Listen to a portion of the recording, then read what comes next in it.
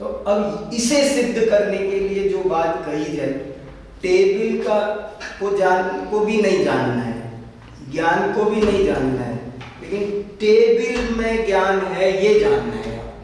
मुद्दा समझ में आया आपको? मुद्दे में फर्क है बहुत सारा।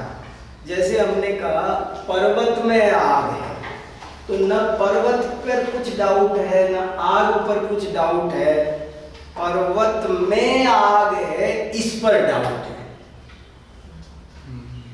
में और पर में क्या? अरे बहुत फर्क है, में और पर में नहीं। जैसे हमें पर्वत जानना है तो लक्षण चाहिए, आग ये आग है, आग के लिए हमें लक्षण चाहिए।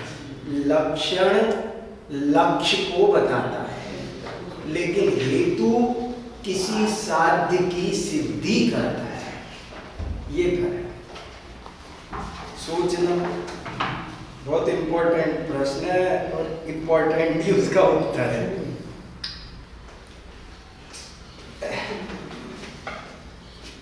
ये याद रखना, लक्षण और हेतु का यह अंतर बहुत भारी। कोई भी वस्तु को जानना हो तो लक्षण, और उस बात को जैसे सिद्ध भगवान सुखी हैं, तो इसको सिद्ध करने के लिए जो हेतु दिया जाएगा वो हेतु। हेतु में और लक्षण में ये फर्क है। लक्षण वस्तु को जानने के लिए होते हैं, लेकिन हेतु किसी प्रतिज्ञा को सिद्ध करने के लिए होते हैं। प्रतिज्ञा माने भूलना नहीं, प्रतिज्ञा माने वो व्रत प्रतिज्ञा संयम नहीं, पक्ष। हमें हमारी बात को, जो हमें बात कहना है, जैसे सम्यक दर्शन ज्ञान चारित्र मोक्ष का मार्ग है, इस बात को सिद्ध करने के लिए जो हेतु दिया जाएगा वो साधन है, वो हेतु है। बात को एक पूरे स्टेटमेंट को सिद्ध करने के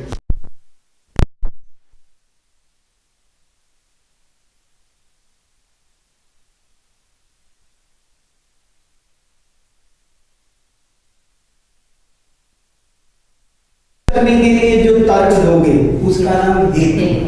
और ये विद्यापीठ है, ये विद्यापीठ की किताब है, क्योंकि इस पर लोगो लगा हुआ है, सील लगी हुई है। तब ये जो क्योंकि सील लगी हुई है ये हेतु है। और ये न्याय मंदिर है। कैसे पहचाना? तो वो जो वस्तु को पहचानने के लिए हमें लक्षण चाहिए होते हैं। लक्ष्य को जानने के लिए लक्षण चाहिए, साध्य को जानने के लिए हेतु चाहिए। चलो साहब, अनुमान का बहुत ही महत्वपूर्ण प्रकरण चल रहा है। सबसे ज़्यादा न्याय विद्या का 99.9% अनुमान है। अगर अनुमान समझ में आया तो ही न्याय समझ में आया। अनुमान समझना बहुत ही आवश्यक है, क्योंकि हमारी सारी बातें परोक्ष होती हैं। दार्शनिक विषय परोक्ष में प्रवृत्ति करते हैं और वो सब कार्य अनुमान से सिद्ध होते हैं। इसलिए अनुमान को ठीक से समझना बहुत ही आवश्यक है। और वही अनुमान का हमारा प्रकरण चल रहा है। अनुमान का क्या स्वरूप है, अनुमान के कितने भेद हैं। इधर से आ जाओ, कोई बात नहीं, इधर से निकल।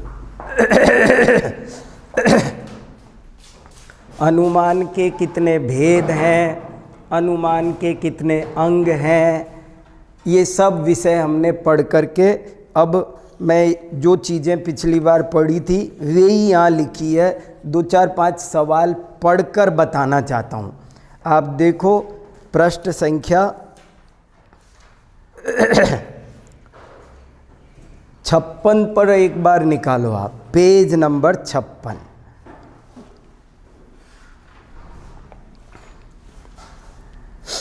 तर्क और अनुमान में क्या अंतर है ये भी आप जानते होंगे ना। 5 परोक्ष प्रमाण हैं, एक स्मृति, एक प्रत्यभिज्ञान, एक तर्क और एक अनुमान और एक आगम। ये 5 प्रमाण है परोक्ष। और इन 5 में से स्मृति तो केवल स्मरण का नाम है। इधर से आ जाओ, उधर जाना है तो। स्मृति स्मरण का नाम है। प्रत्यभिज्ञान वर्तमान और भूतकाल के तुलनात्मक ज्ञान का नाम है। और तर्क समूची व्याप्ति को ग्रहण करने का नाम है। व्याप्ति ज्ञानम तर्क। ये 4-5 परिभाषाएं याद रहनी चाहिए हमेशा। देखो अर्थ है ना, आज नहीं कल समझ में आएगा आपको ये, और आप समझ के चलो, ये बहुत ज़रूरी बात है। आज तो केवल 25% ज्ञान होगा, बाकी का सारा ज्ञान बाद में होगा। इसलिए इसको एक बार याद रखो, थोड़ा सा अपने उपयोग में रखो, बाद में समझ में आएगा।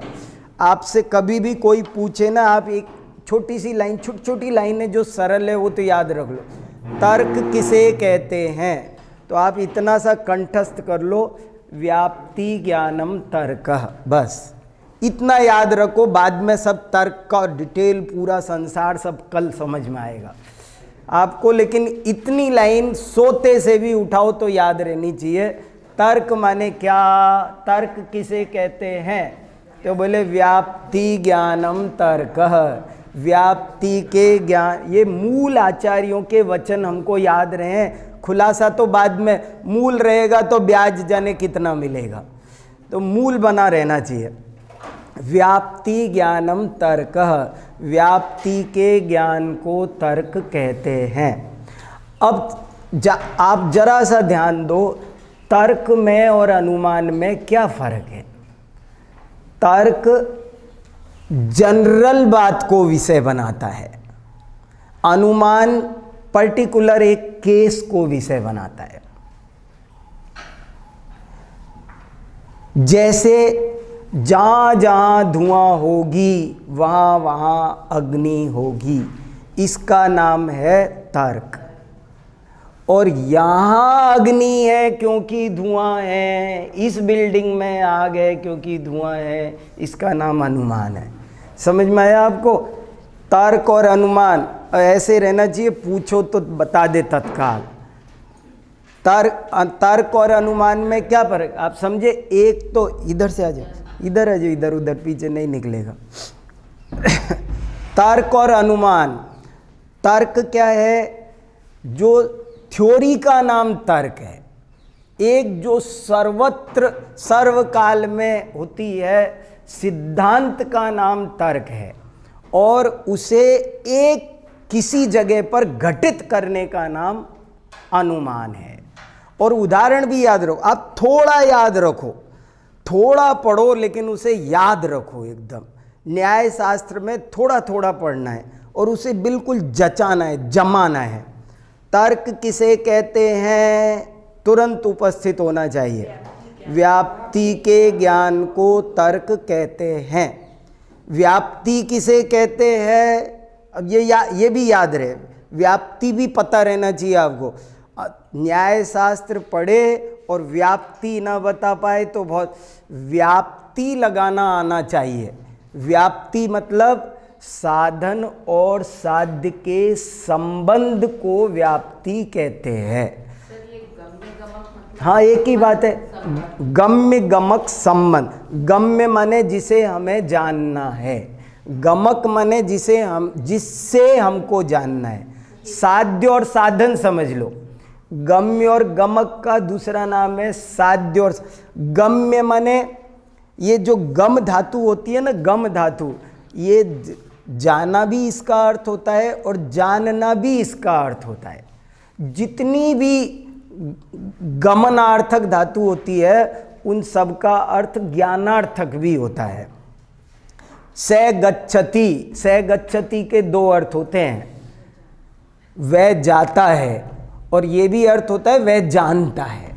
गच्छति माने, जैसे मान लो अहम गच्छामि माने क्या होता है, 2 अर्थ हैं। एक तो ये है कि मैं जा रहा हूँ, एक अर्थ ये मैं जानता हूँ। अहम गच्छामि माने मैं जानता हूँ, तो दोनों अर्थ होते। तो वहाँ गम्य गमक भाव का मतलब है जानने का, जिसे जानना है। तो ऐसे इन चीज़ों को याद रहना चाहिए। तर्क किसे कहते हैं? व्याप्ति के ज्ञान को तर्क कहते हैं। व्याप्ति किसे कहते हैं? साध्य और साधन के सुनिश्चित संबंध को व्याप्ति कहते हैं। वो संबंध भी झूठा नहीं, वो तो सच्चा होना चाहिए, रियली होना चाहिए। और फिर तर्क और अनुमान में क्या फर्क है? तर्क सिद्धांत है, सार्वकालिक सार्वभौमिक होता है, वो पर्टिकुलर एक केस नहीं होता है। जैसे कौआ काला है तो हिंदुस्तान में भी, पाकिस्तान में भी, सब जगह, माने वो जो बात है, और ये तो कदाचित गलत भी हो, कौआ तो सफ़ेद भी होता है सुना, लेकिन ये जो तर्क है वो ऐसी बात कहेगा जो सब जगह घटित होनी चाहिए। जैसे जहाँ धुआं है वहाँ आग है, इधर से आ जाओ, इधर से, जहाँ धुआं है वहाँ आग है, इसका नाम है तर्क। समझ में? जहाँ जहाँ यत्र यत्र धूमः तत्र तत्र वह्नि, जहाँ जहाँ ज्ञान है वहाँ वहाँ आत्मा है, इसका नाम है व्याप्ति, इसका नाम है तर्क। व्याप्ति के ज्ञान का नाम तर्क है। ये इतनी बात पकड़ के रखो आप। देखो इसी से सारा मुद्दा सुलझेगा। दूसरे दर्शन वाले सब बैठे और बोले आप्त किसे कहते हैं? तो आचार्यों ने कहा पहले व्याप्ति लगा लेते हैं, पहले तर्क लगा लेते हैं, अनुमान बाद में लगाएं। और कहा जो वीतराग हो वो ही भगवान है, वो आप्त है। तो सब ने कहा, सब एग्री कर गए, यस, थ्योरी में कहाँ दिक्कत है, कौन भगवान को रागी द्वेषी मानेगा? तो बोले जो रागी द्वेषी, जो रागी द्वेषी है वो आप्त नहीं है, जो वीतराग है वो आप्त है। इसका नाम है व्याप्ति, इसका नाम है तर्क। और ये व्यक्ति वीतरागी है इसलिए ये आप्त है, ये व्यक्ति वीतरागी नहीं है इसलिए आप्त नहीं है, इसका नाम हो गया अनुमान। समझ में? यही थोड़ा सा विषय है न्याय का, जानदार विषय थोड़ा सा है, यही है बस। इतने से को आप लोग अच्छे से पकड़ो, और नहीं समझ में आ रहा हो तो अच्छे से क्लियर करो। व्याप्ति क्या, तर्क क्या और अनुमान क्या, ये पकड़ना बहुत जरूरी है। समझ में आए? जहाँ जहाँ धुआं होता है वहाँ वहाँ आग होती है। ये एक सृष्टि का नियम है, कभी भी इसका कोई अपवाद नहीं मिलता। आप ऐसी जगह बताओ जहाँ धुआं है मगर आग नहीं हो। जहाँ यत्र यत्र धूमः तत्र तत्र वह्नि, इस नियम का नाम है, इस नियम का नाम है व्याप्ति। इस नियम को जान लेने का नाम है तर्क। और इस बिल्डिंग में आग है क्योंकि मुझे धुआं दिख रही है, इसका नाम है अनुमान। जब वो चीज जो पढ़ेगा वो पास होगा, ऐसा एक नियम हो तो उस नियम का नाम है, अगर ऐसा नियम हो तो उसका नाम है व्याप्ति। उस व्याप्ति को समझ जाना, इसका नाम है तर्क। और ये पढ़ती है इसलिए ये पास होगी, इसका नाम है अनुमान। ये पढ़ती नहीं है इसलिए ये फेल हो जाएगी, इसका नाम है अनुमान। उसे एक पर घटाने का नाम अनुमान है, और वो जनरलाइज जो नियम है उसका नाम है तर्क, व्याप्ति। व्याप्ति और तर्क में क्या फर्क है? व्याप्ति तो नियम का नाम है और उस व्याप्ति को जान लेने का नाम तर्क है। व्याप्ति और तर्क में क्या? जैसे जहां जहां धुआं होती है वहां वहां आग होती है, इसका नाम है व्याप्ति। ये नियम है, तुम जानो या ना जानो, लेकिन जान लिया तो इसका नाम है तर्क। समझ में आ गया? तर्क ज्ञान का नाम है, तर्क प्रमाण का नाम है। व्याप्ति नाम का कोई प्रमाण नहीं है। स्मृति, प्रत्यभिज्ञान, तर्क, अनुमान, आगम, इनमें से व्याप्ति नाम का कोई प्रमाण नहीं है, तर्क नाम का प्रमाण है। और प्रमाण किसका नाम है? कहाँ रहता है प्रमाण? प्रमाण दुनिया में नहीं रहता, यहाँ रहता है। प्रमाण ज्ञान का नाम है, सारे प्रमाण यहाँ रहते हैं, प्रमाण ज्ञान का नाम है। तो व्याप्ति और तर्क में अंतर समझ में आया? हाँ, व्याप्ति का मतलब व्याप्ति नियम का नाम है, नियम का नाम साध्य और साधन के सुनिश्चित संबंध का नाम व्याप्ति है। संबंध है सृष्टि में है, क्या कर सकते हैं। तो संबंध जो प्रकृति में विद्यमान है उसका नाम है व्याप्ति। और उस व्याप्ति को मैंने समझ लिया और कुलदीप जी ने नहीं समझा, तो मेरे तर्क प्रमाण की उत्पत्ति हो गई, मैं तार्किक हो गया। ये तार्किक नहीं हुए, क्यों? क्योंकि इन्होंने उस संबंध को नहीं पहचाना। अगर ये पहचान जाते तो ये भी तार्किक, जो पहचानेगा वो तार्किक होगा। तार्किक माने तर्क प्रमाण सहित, तर्क प्रमाण वाला। तो तर्क में, व्याप्ति में, ये सब चीजें, बस यही मोटी मोटी बातें समझ में। किसी को कोई डाउट क्लियर हो रहा है ना समझ में?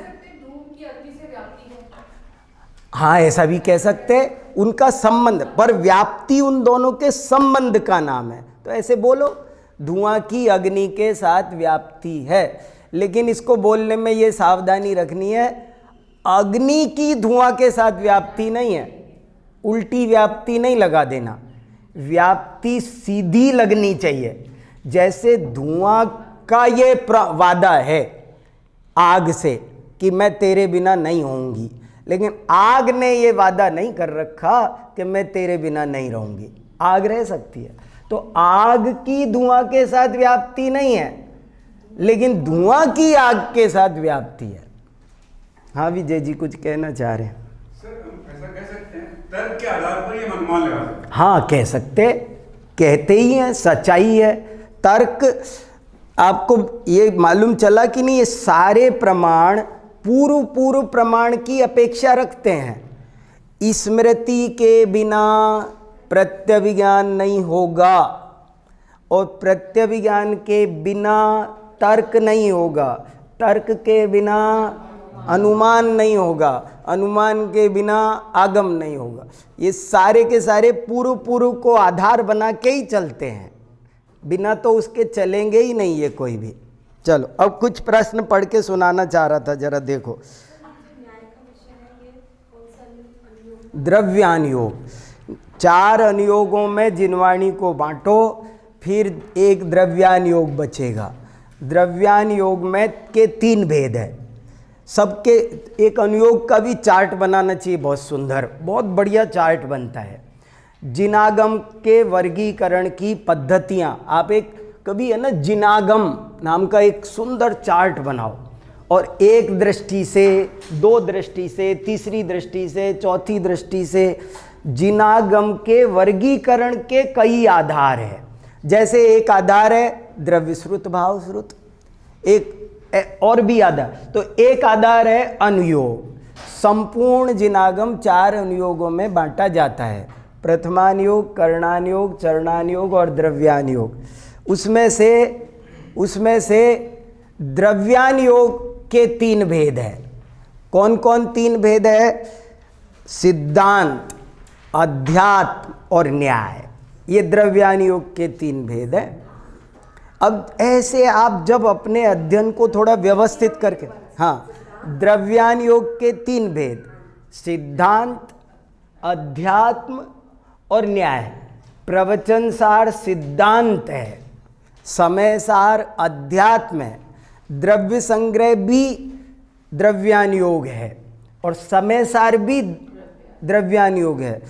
एक होता है थ्योरी, द्रव्य गुण पर्याय आदि को समझाने वाला, तो द्रव्यानुयोग के 3 भेद, एक का नाम सिद्धांत, दूसरे का नाम अध्यात्म और तीसरे का नाम न्याय। ये 3 भेद वहीं से निकल के आते। नहीं, न्याय दीपिका, परीक्षा मुख आदि आए न्याय में। द्रव्य संग्रह सिद्धांत में, समय सार नियम सार अध्यात्म में, और ये परीक्षा मुख आदि न्याय में। समय सार नियम सार समाधि तंत्र इष्टोपदेश ये सब अध्यात्म के ग्रह। अब देखो थोड़ा सा बस हम अपने विषय पे आ जाएं एक बार।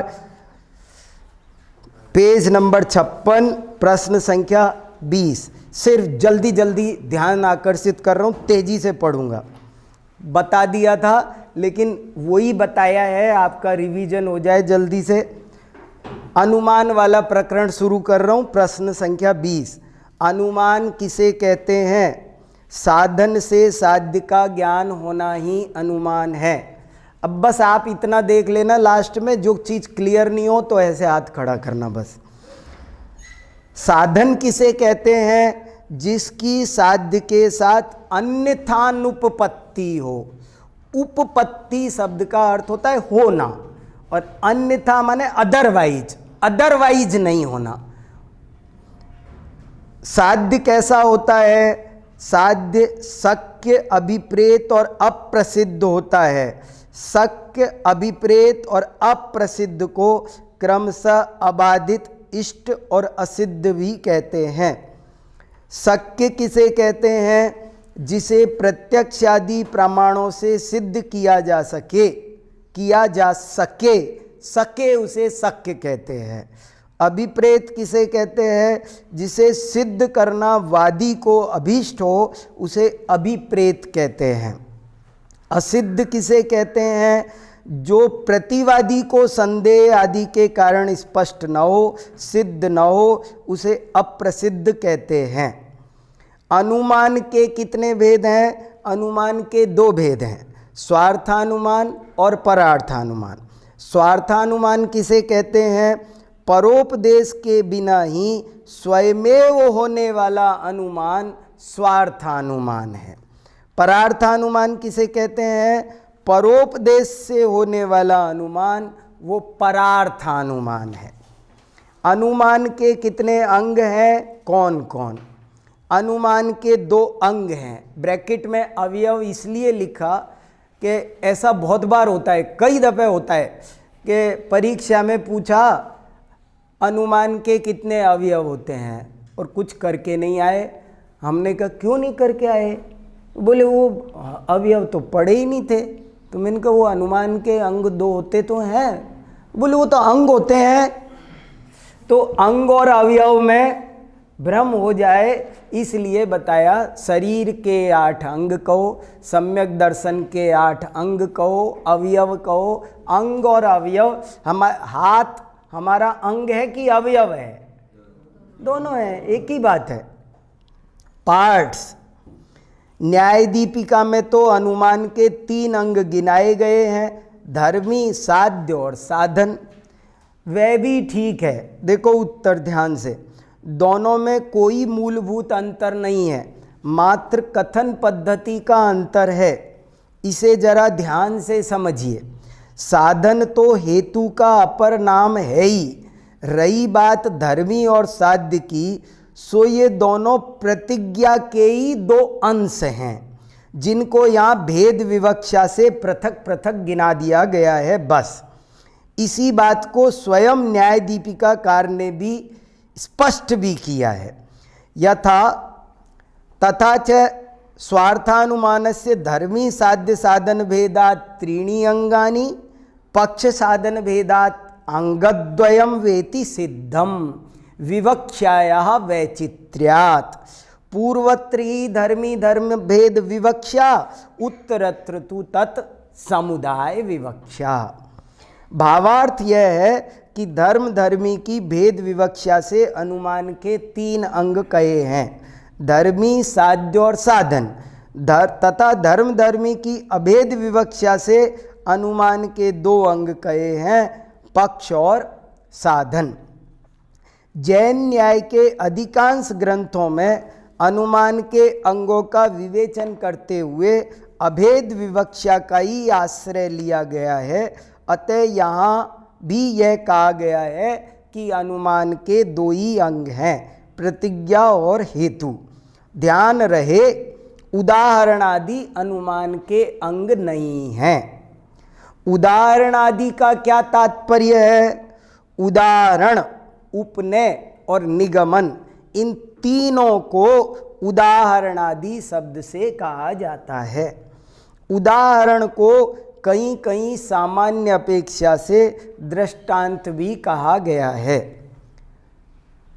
तो क्या वास्तव में उदाहरण और दृष्टांत में कोई अंतर है? देखो बारीकी में गए कि अब ये बात आपको कहीं नहीं सुनने मिलेगी, सब उदाहरण और दृष्टांत को एक ही भाव तोल रहे हैं, लेकिन यहाँ अंतर देखो आप। क्या वास्तव में उदाहरण और दृष्टांत में कोई अंतर है? हाँ, वास्तव में उदाहरण और दृष्टांत में अंतर है। दृष्टांत के वचन को उदाहरण कहते हैं। समझ में आया? जैसे मैं बोलूं कि जहां जहां धुआं होता है वहां वहां अग्नि होती है, तो जैसे कि रसोई, ये जो मैंने जैसे कि रसोई बोला, ये बोला इसका नाम उदाहरण है। और वो जो रसोई नाम की चीज है ना, रसोई नाम की वस्तु है, उसका नाम है दृष्टांत। दृष्टांत फिजिकल है, रसोई का नाम दृष्टांत है। दृष्टांत का मतलब है जहां पर अंत माने धर्म, अनेकांत में भी जो अंत है ना, वही अंत है ये दृष्टांत में, कि जहां पर साध्य साधन रूप धर्म दिखाई दें, उनका नाम है दृष्टांत। दृष्टांत वस्तु का नाम। हमने कहा जैसे कि पानी, तो जो पानी है ना, पानी नाम की वस्तु, उसका नाम है दृष्टांत। और जैसे कि पानी बोला, ये बोलने का नाम है उदाहरण।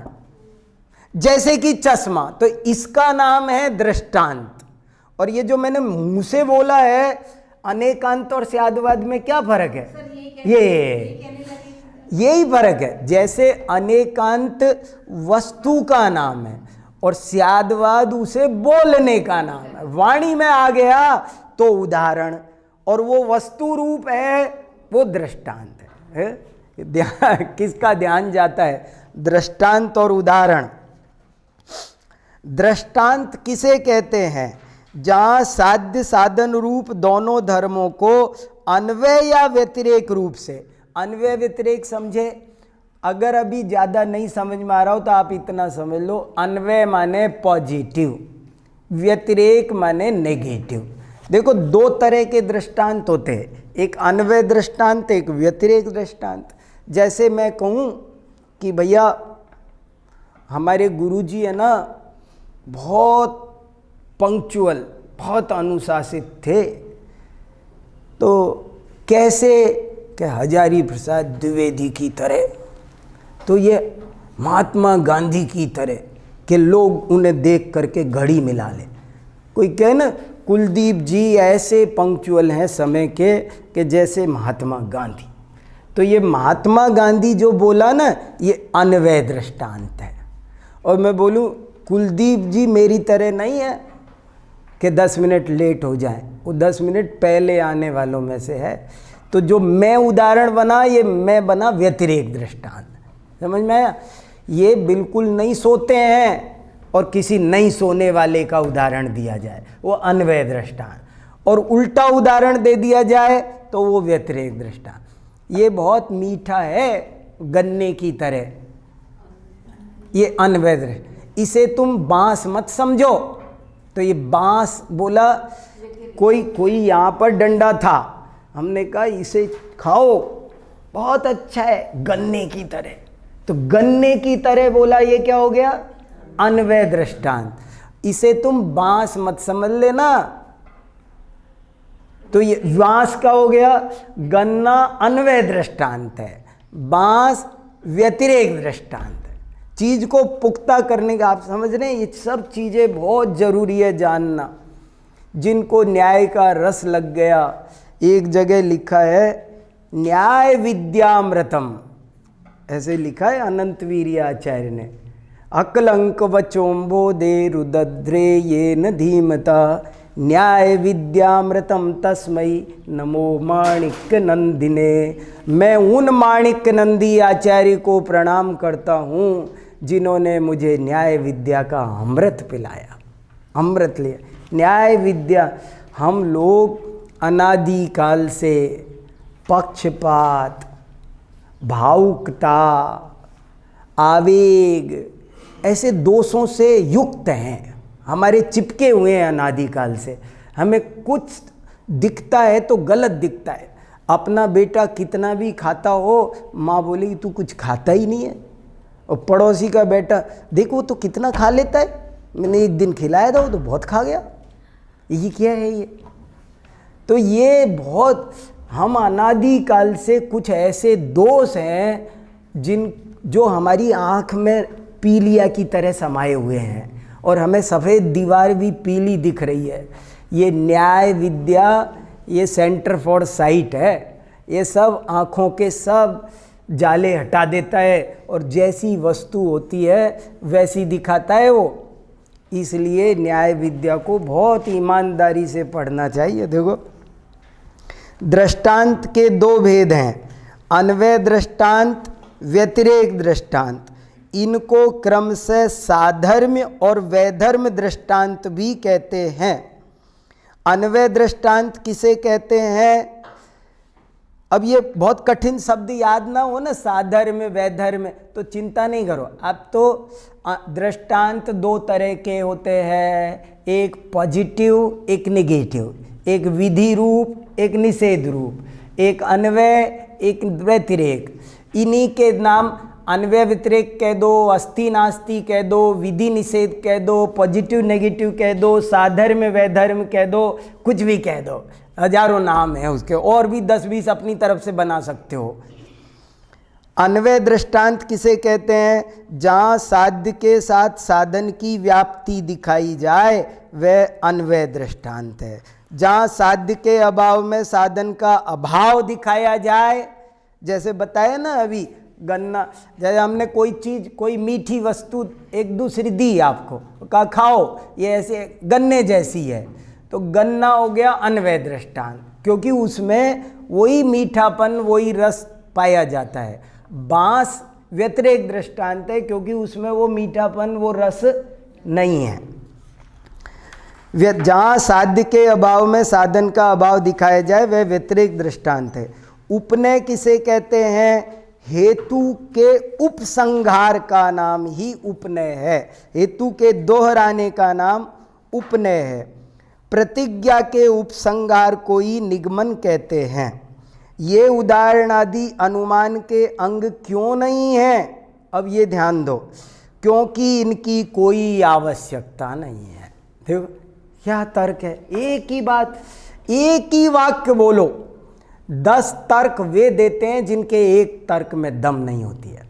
एक तर्क, वही वो एक वाक्य है बहुत अच्छा, अनेकांत जी सुनाते रहते हैं, बोले जिनकी बात में गहराई नहीं होती है वे उसकी कमी उसे लंबाई से पूरी करने की असफल कोशिश करते हैं। समझ में आया? बहुत बढ़िया वाक्य लगता है मुझे। जिनकी बात में गहराई नहीं होती है वे उस गहराई की कमी को लंबाई से पूरी करने की असफल कोशिश करते हैं। अच्छा वक्ता 10 मिनट बोले वो 1 घंटे से ज़्यादा है, 2 घंटे से ज़्यादा है। और क्या है, बोला तो कुछ है ही नहीं, तुम 4 घंटे बोल गए, बेकार है सब। देख, एक ही तर्क, उदाहरण आदि अनुमान के अंग क्यों नहीं है? क्योंकि उनकी कोई आवश्यकता नहीं है। बस अनावश्यक वस्तु घर में, कोई हमसे पूछे आप ये गाड़ी क्यों नहीं रखते, हमें ज़रूरत नहीं है, और क्या तर्क चाहिए? हमें ये बोलने की क्या ज़रूरत है कि वो अच्छी नहीं है, उसका कलर अच्छा नहीं है, कंपनियों ने अच्छी नहीं बनाई। 100 बात क्यों कर रहे हो? जब तुम्हें नहीं चाहिए तो इतना बोलो ना, मुझे चाहिए नहीं। क्लियर जवाब, इससे बढ़िया जवाब कोई नहीं हो सकता कि मुझे इसकी आवश्यकता नहीं। ज्ञानियों का ईमानदार जवाब है ये। शादी नहीं करनी, क्यों नहीं करनी? लड़की अच्छी नहीं है, पैसे अच्छे नहीं मिल रहे हैं, गांव अच्छा नहीं है, फलाना अच्छा नहीं। अरे अगर नहीं करनी है तो एक ही बोलो ना, नहीं करनी है। कभी कभी अपन कोई चीज़ खरीदते हैं तो वो बेचने वाले कहते आपको खरीदनी है कि नहीं खरीदनी, पहले घर तय करके आओ। लगता है आपको लेना नहीं है। अब लोगे तो कुछ ना कुछ तो यहाँ झुकोगे या यहाँ झुकोगे, इससे अलावा मार्केट में माल नहीं है। आप पहले तय करके आओ लेना है कि नहीं लेना है। ऐसे क्या उत्तर है? उदाहरण आदि अनुमान के अंग क्यों नहीं है? क्योंकि इनकी कोई आवश्यकता नहीं। कितना शॉर्ट में बोलते हैं, कितना बढ़िया। इंदिरा गांधी को कोर्ट में बुलाया गया जब इमरजेंसी लगी थी, उसके बाद में उनकी पेशी हुई। तो पेशी हुई तो वो वकील उनसे कुछ सवाल पूछता था, तो उन्होंने एक उत्तर बता दिया था किसी बड़े वकील ने कि आप तो इतना बोलना, मैं आपके इस प्रश्न का उत्तर देने के लिए बाध्य नहीं हूँ। बोले आप चिंता मत करना, बस बाकी सब मैं संभाल। तो जो भी पूछे ना क्या, आप मेरे से पूछे पेपर किसने बनाया, वोट किसको दोगे, तो मुझे बीजेपी बुरी है, कांग्रेस अच्छी है, ये बोलने का अवसर यहाँ नहीं है। इतना सा बोलना है कि मैं इसका उत्तर बताने के लिए बाध्य नहीं हूँ, मुझे इसका उत्तर नहीं देना है, इसका उत्तर नहीं देना चाहिए। इससे बढ़िया उत्तर और क्या होगा? यही उत्तर है। नहीं, गजब है। मैं तो बहुत रीझता हूँ इन पर, क्योंकि इनकी कोई आवश्यकता नहीं है। सम्यक हेतु का प्रयोग करने से ही साध्य सिद्धि हो जाती है, वही पर्याप्त है। फिर भी उदाहरण के प्रयोग में क्या आपत्ति है? फिर भी पूछ रहा है, फिर भी बता दो ना, फिर भी। उदाहरण के प्रयोग से विवाद एवं संदेह की बहुत संभावना रहती है, क्योंकि उदाहरण व्यक्ति रूप होता है और व्याप्ति सर्वोपसंहारवती। सर्वोपसंहारवती शब्द समझे आप? सर्वोपसंहारवती का मीनिंग अभी मैंने बोला था, सार्वकालिक, सार्वभौमिक, सार्वकालिक समझे? तीनों काल में घटित हो। सार्वभौमिक माने सब जगह घटित हो। तो व्याप्ति सार्वकालिक होती है, सार्वभौमिक होती है, और इसी के लिए इन्होंने दूसरा शब्द चुन लिया, सर्वोपसंहारवती। देखो, इसीलिए कहते श्रुत ज्ञानी केवल ज्ञानी बन जाता है, क्योंकि आपने ये जान लिया ना, जहाँ जहाँ धुआं होती है वहाँ वहाँ आग होती है। तो ये आप सर्वोपसंहारवती व्याप्ति को कौन ग्रहण कर सकता है? तो बोले तुम केवली हो, ऐसे कहा। क्योंकि उदाहरण व्यक्ति रूप होता है और व्याप्ति सर्वोपसंहारवती, तथा यदि उदाहरण में हुए विवाद को सुलझाने के लिए अन्य उदाहरण का प्रयोग किया जाए तो अनवस्था दोष आता है। एक बात और होती है, जब उदाहरण बोलते हैं तो उसको समझ में नहीं। हमने कहा रसोई, अब कोई कहे वो रसोई क्या होती है सर?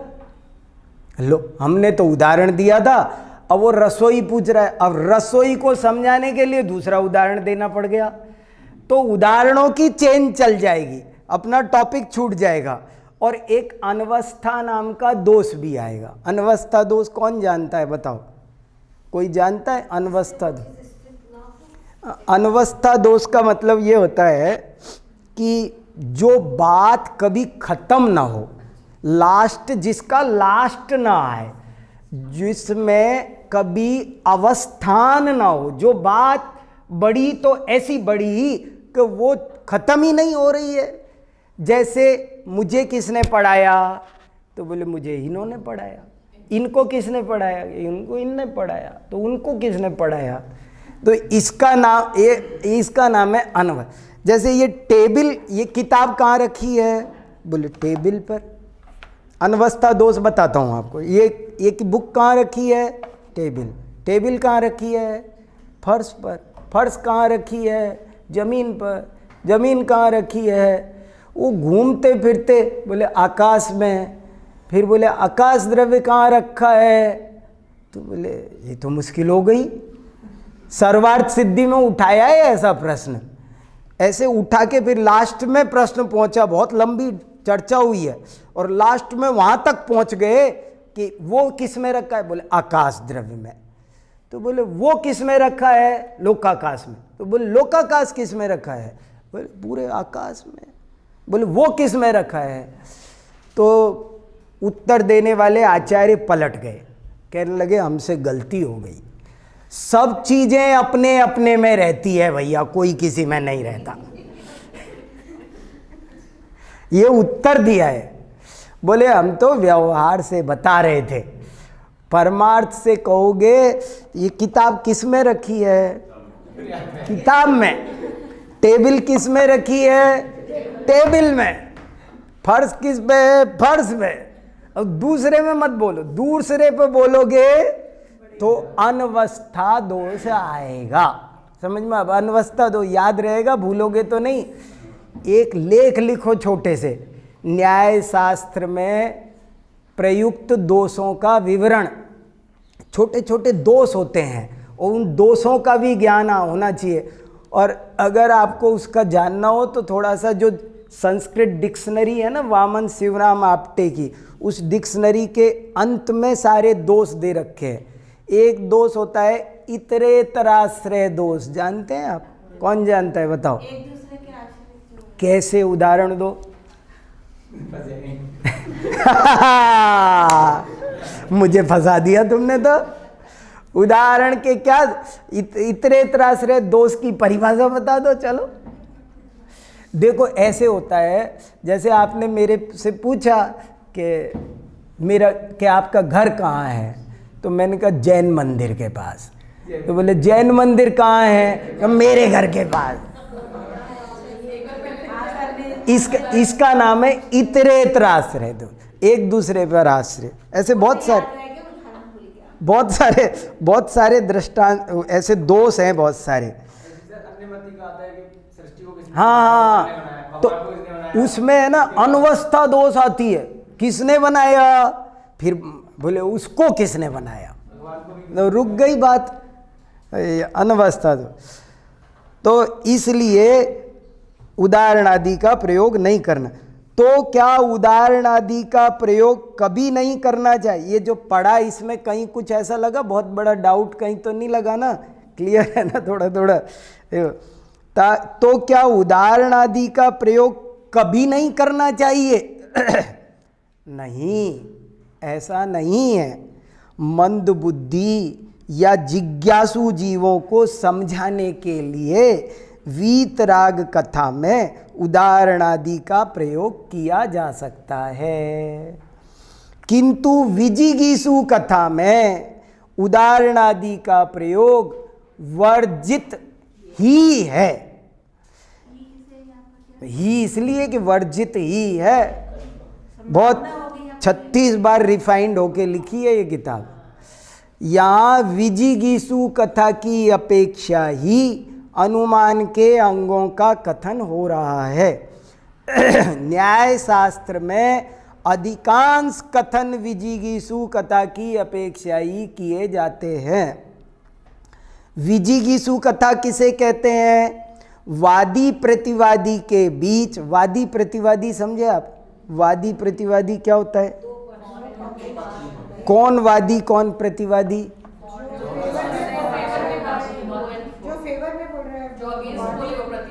दोनों एक दूसरे के लिए वादी। किसी बात को सिद्ध करने वाला, जिसने अपना पहले पक्ष रखा। हाँ, अब सही है। जिसने पहले बात, फेवर अगेंस्ट की बात नहीं है, जिसने बात शुरू की, एक मुद्दा उठाया, वो है वादी। जैसे मैंने बोला कि उस बिल्डिंग में आग लगी हुई है, तो मैं हो गया वादी। मैंने ये बोला, अब देखो फेवर अगेंस्ट कुछ भी हो सकता है। अब मैंने कहा नहीं उस बिल्डिंग में कोई आग नहीं लगी, तो आप खड़े हो गए नहीं नहीं लगी हुई है। तो अब आप लगी हुई वो सिद्ध कर रहे हो, लेकिन आप वादी नहीं हो, आप प्रतिवादी हो। वादी वो है जिसने पहले बात रखी है, चर्चा की शुरुआत जिसने की है उसका नाम है वादी, और जो उसके अगेंस्ट चल रहा है उसका नाम है प्रतिवादी। वादी प्रतिवादी के बीच स्वमत मंडन या परमत खंडन के लिए जय पराजय की भावना से चलने वाला वचन व्यापार विजिगीषु कथा है।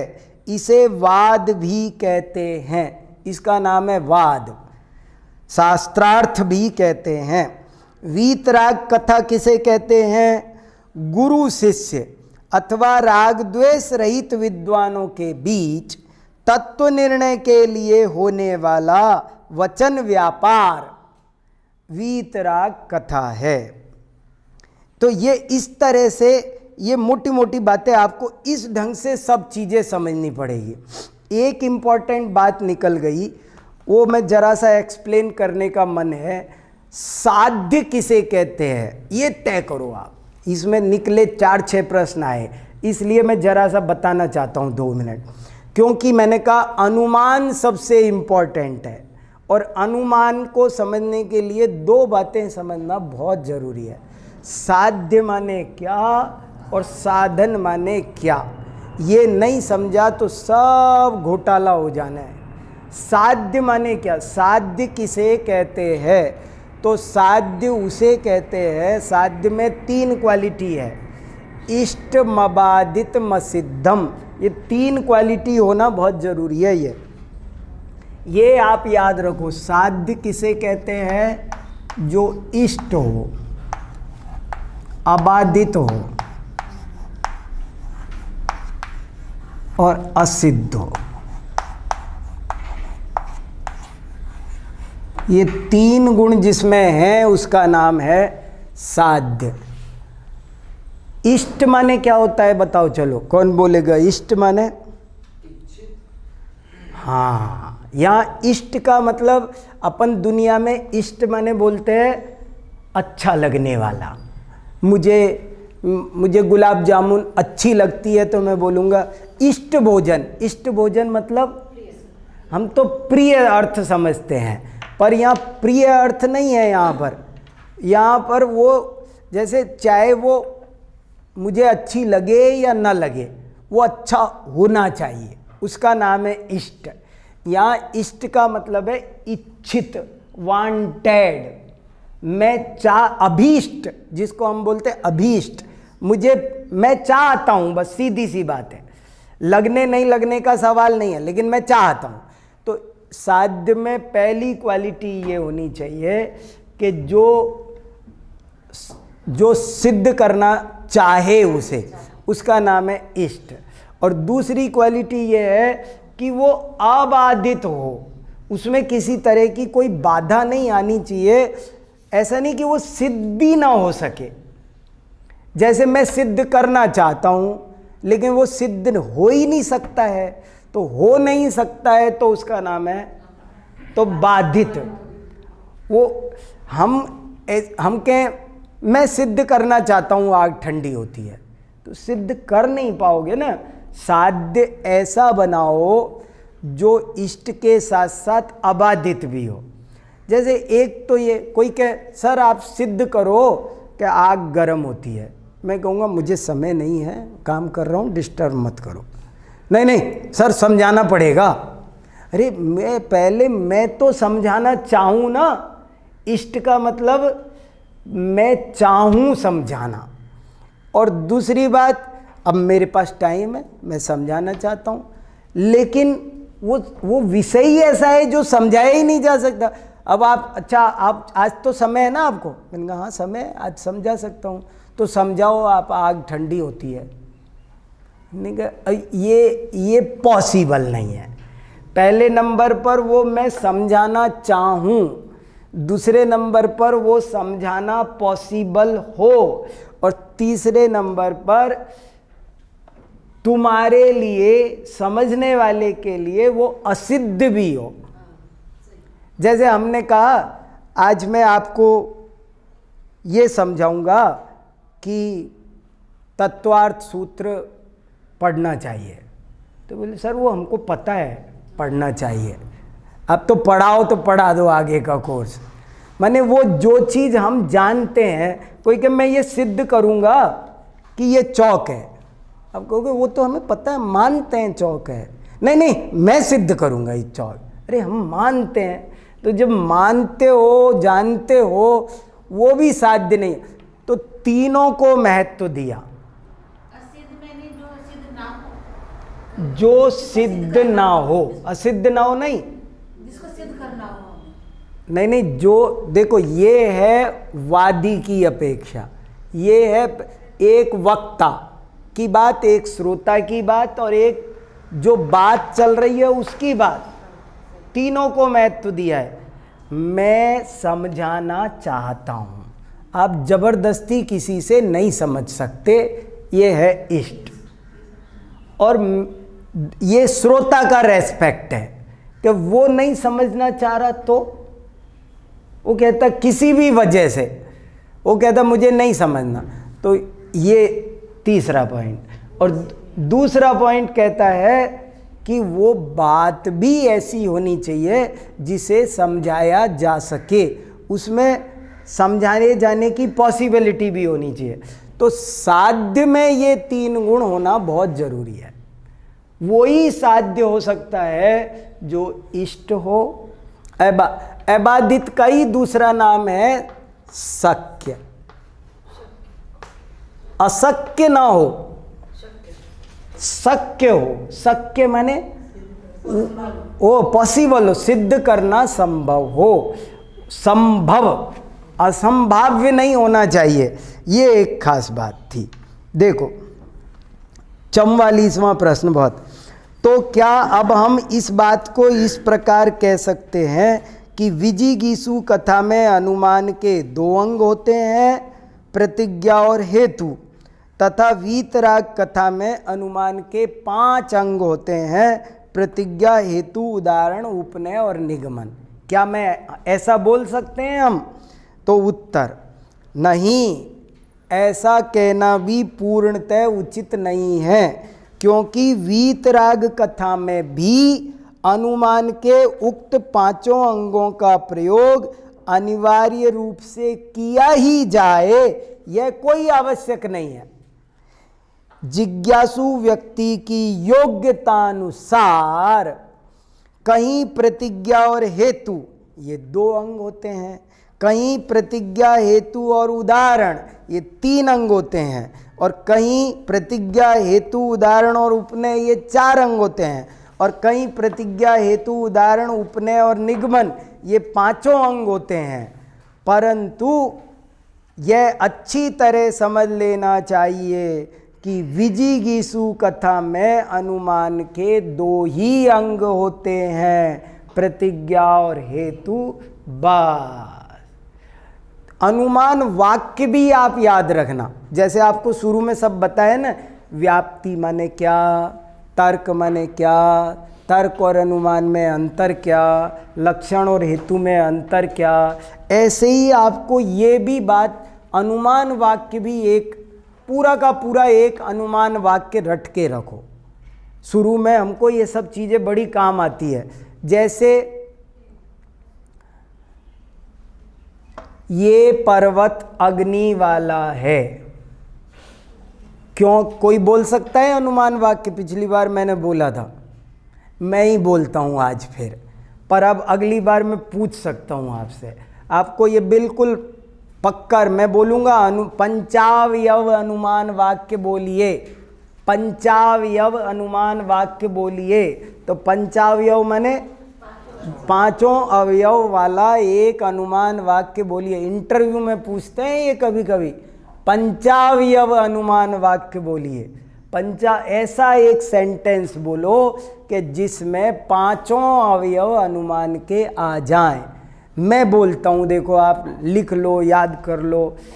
यह पर्वत अग्नि वाला है क्योंकि धूम वाला है।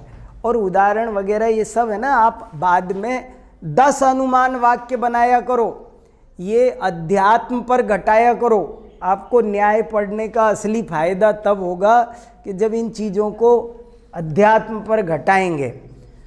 ये पर्वत अग्नि वाला है क्योंकि धूम वाला है। जहाँ जहाँ धूम होती है वहाँ वहाँ अग्नि होती है, जैसे कि रसोई घर।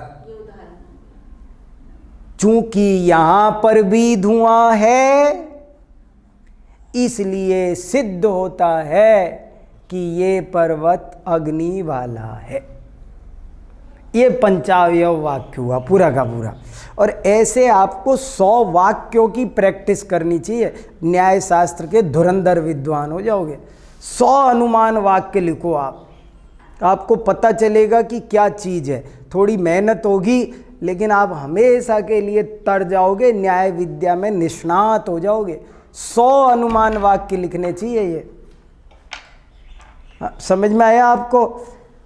यह पर्वत अग्नि वाला है क्योंकि धूम वाला है। क्या हुआ? कितने अंग आ गए? 2। ये पर्वत अग्नि वाला है। ये अगली क्लास है ना, विवेक जी आए कि नहीं? ये पर्वत अग्नि वाला है, ये हुई प्रतिज्ञा। क्योंकि धूम वाला है, ये हेतु है। क्योंकि धूम वाला है, ये हेतु है। जहाँ जहाँ धूम होती है वहाँ वहाँ अग्नि नियम से होती है, जैसे कि रसोई घर। ये हो गया उदाहरण। और चूंकि यहाँ पर भी धुआं है, ये हो गया उपनय। हेतु को रिपीट कर दिया, ये उपनय हो गया। आप पूरे के एक वाक्य लिखकर उस वाक्य पे अंडरलाइन कर करके ऊपर लिखो, ये प्रतिज्ञा। यह पर्वत अग्नि वाला है, प्रतिज्ञा। क्योंकि धूम वाला है, हेतु। जहाँ जहाँ धूम होती है वहाँ वहाँ अग्नि होती है, जैसे कि रसोई घर, ये उदाहरण। चूंकि यहाँ भी धूम है, उपनय। अतः यहाँ भी अग्नि है, ये निगमन। ऐसे पंचावयव अनुमान वाक्य आना जरूरी है तब। और हेतु ऐसा होना चाहिए, लेकिन हेतु कैसा होना चाहिए? जिसका साध्य के साथ अभिनव। हेतु को जानना ये बहुत बड़ी ताकत की बात है। हेतु ऐसा देना चाहिए जिसका साध्य के साथ अविनाभाव संबंध हो। हमारी बात, जैसे धुआं बोला कि क्योंकि धुआं है, तो धुआं के साथ अग्नि का अविनाभाव है इसलिए बोल दिया। और कुछ नहीं बोल सकते, क्योंकि आंधी आ रही है, क्योंकि बारिश आ रही है, क्योंकि कौवा उड़ रहा है, ऐसे नहीं चलेगा।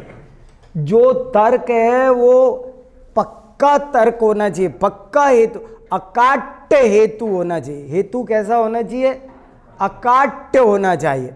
यही बात बहुत जबरदस्त है। और हेतु को समझने के लिए आपको हेत्वाभास समझना जरूरी है। हेतु और हेत्वा, क्योंकि हेत्वाभास समझने से कई दफे ऐसा होता है कि अगर कोई अच्छा वक्ता नहीं हो ना, तो उसे भी सुनने से फायदा है। अच्छे वक्ताओं को सुनने से भी फायदा है। आपको वक्ता बनना हो ना, तो अच्छे वक्ता भी, सफल वक्ता भी सुनो और निष्फल वक्ता भी सुनो। फेल भी जानना जरूरी है कि वो क्यों फेल हो रहा है। एक का भाषण क्यों बहुत बढ़िया हुआ और एक के भाषण में क्या कमी रही, दोनों तब तो पता चलेगा कि देखो इसमें ये कमी है। इसलिए दोनों जानना जरूरी है।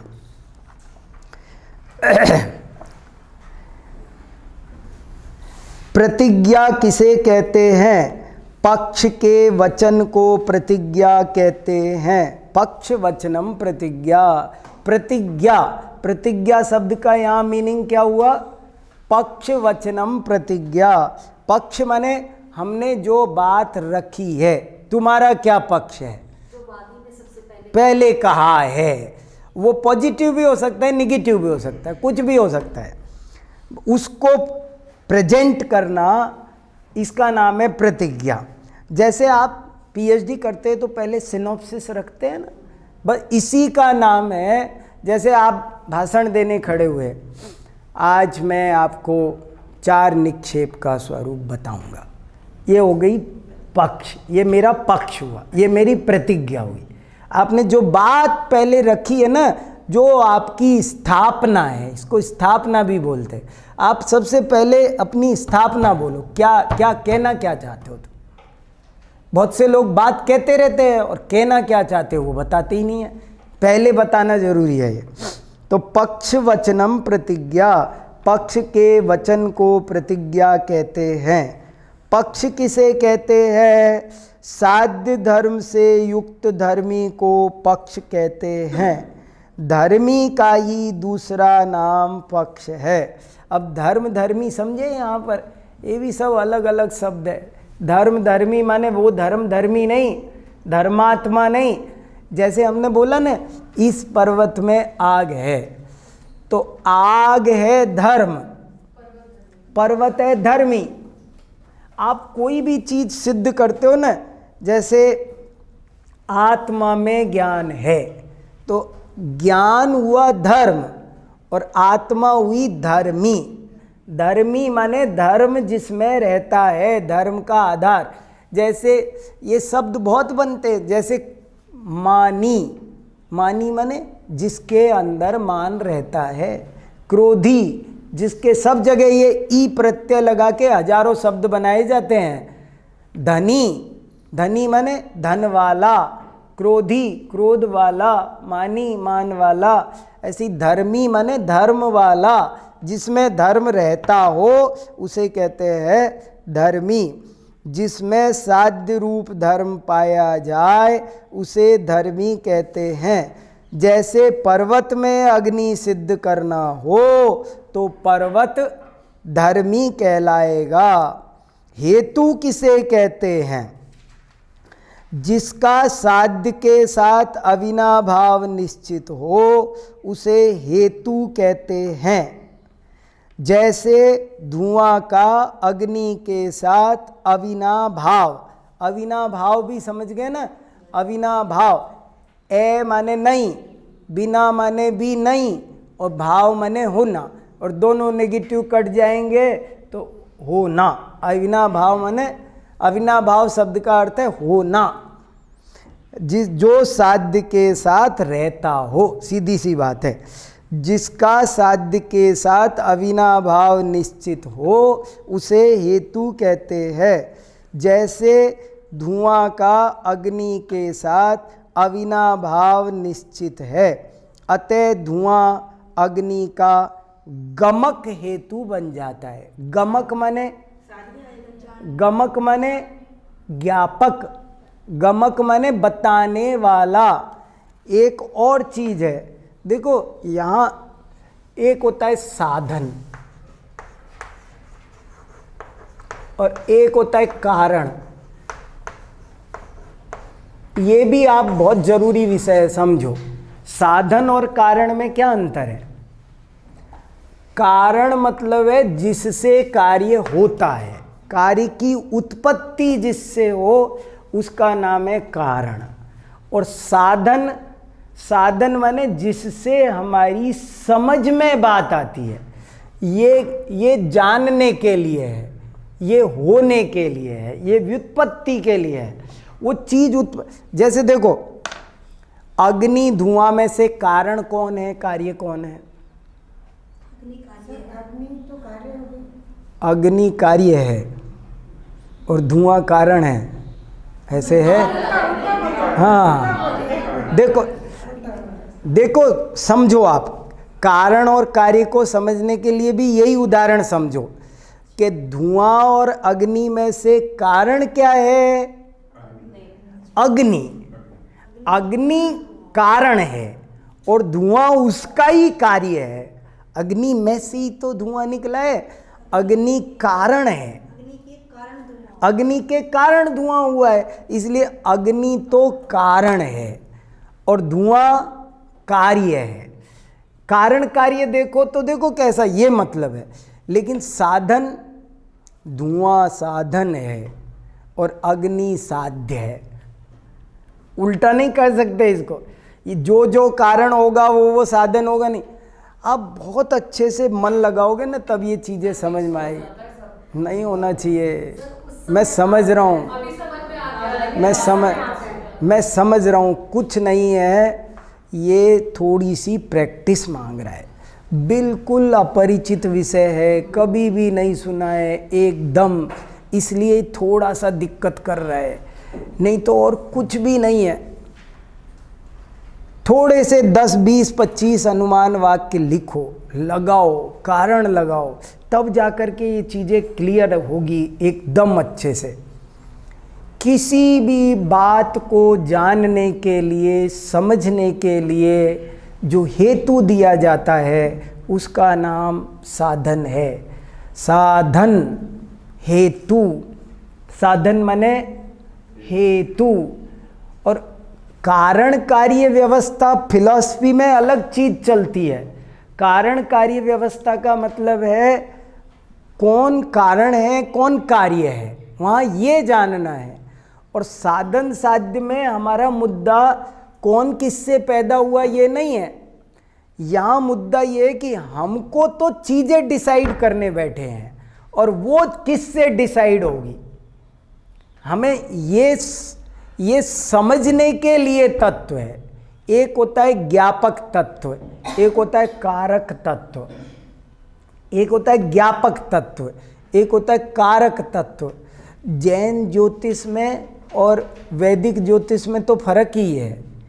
जैन ज्योतिष में और वैदिक ज्योतिष में क्या फ़र्क है कि जैन लोग कहते हैं कि सारे ग्रह ज्ञापक है और वैदिक ज्योतिष कहता है कि वे सब कारक है। ये फर्क है। जैसे शनि दुख नहीं देता है, जैसे ये रेखा कहती है कि मैं धनवान होऊंगा, तो ये रेखा मुझे धनवान बना रही है।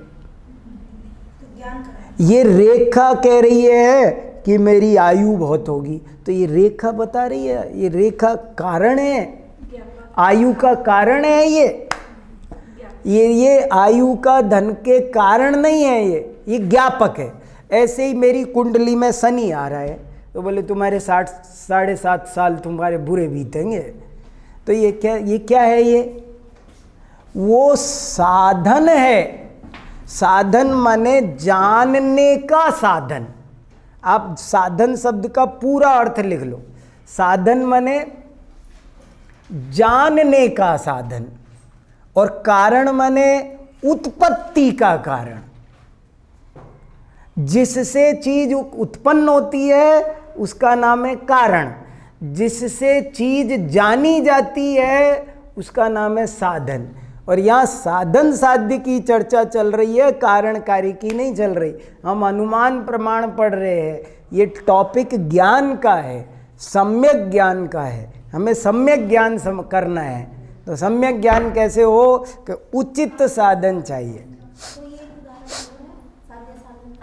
साध्य साधन का ये हो गया ना। आप एक ही में से लगाओ। नहीं, मैं 10 देता हूँ आपको। हाँ नहीं ये भी बोले ना, जैसे ये रेखा आयु की को बता रही है तो ये कारण है कि साधन है? ये साधन है, कारण नहीं है, क्योंकि ये आयु नहीं दे रही है। कुंडली में जो राहु केतु बता रहे हैं वो राहु केतु नहीं आपको दुख दे रहे हैं, वो उसके ज्ञापक है। ये व्यक्ति, एक कुंडली देख के बोला ये व्यक्ति धनवान होगा, तो कुंडली ने धनवान बनाया है। कुंडली ज्ञापक है, कारक नहीं है। जो कारक हो उसे कारक वाले को कारण कहते हैं। तो सर जो आपने भी उदाहरण दिया राहु केतु का कुंडली का, हम्म। तो ज्ञापक हो गया, हाँ। तो कारक उसका राहु केतु ही हो गए, इनके दुख देते हैं। नहीं, उसका कारक तो आपका अपना असाता वेदनी कर्म का उदय है, कारण अलग है, दुख का कारण अलग है, दुख को जानने के ये साधन है। ये न्याय शास्त्र साधन शास्त्र है, ये हेतु शास्त्र है, ये कारण शास्त्र नहीं है। ये कारण कार्य व्यवस्था नहीं सिखा रहा, ये साधन। इसी से आप समझ जाओ इनडायरेक्ट वे में, वो अलग बात है, लेकिन ये तो साधन साध्य को समझाता है। चलो क्या हो? हाँ बोलिए। उद्देश्य और प्रतिज्ञा में क्या अंतर है?